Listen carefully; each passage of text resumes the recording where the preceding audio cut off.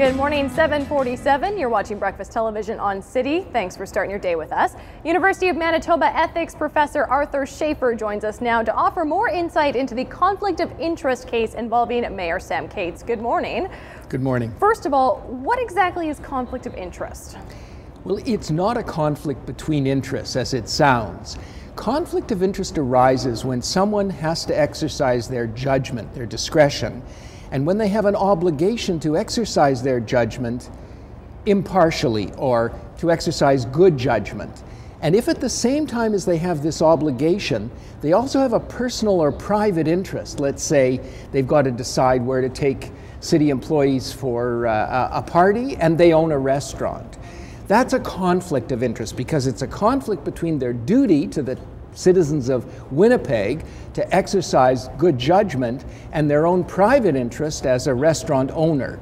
And it's unacceptable because public servants are supposed to distinguish between what's in their best interest and what's in the public's best interest, and the danger of bias when you've got a personal financial stake is too great and it's not acceptable.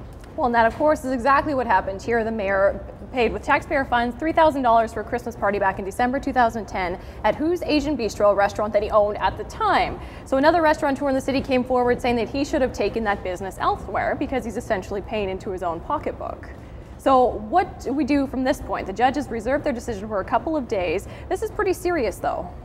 If the judge decides against the mayor, he'll lose his job, which seems a pretty severe punishment. And some people will say, hey, it's only a few $1,000s. The punishment is too severe. But think about it. This isn't something into which he stumbled. It's kind of interesting what he said when he was challenged originally. I remember him saying, hey, mine is the best restaurant. We've got the best food and we give the best value for money. He's not the person to be making that judgment. If he had any understanding of public service ethics, he would have said, if we've got to take our employees for a party, I can't be the one to make that decision because it's my restaurant. And whether it's $10, $10,000, or $10 million, having a mayor who doesn't understand the difference between his pocket and the taxpayer's pocket, his best interest in he can't be allowed to decide impartially because none of us can decide impartially when our own financial or personal self-interest is involved. Is there kind of an official line kind of drawn in the sand where public ethics come into play? Should he have known better, or is this something that he possibly just could have overlooked?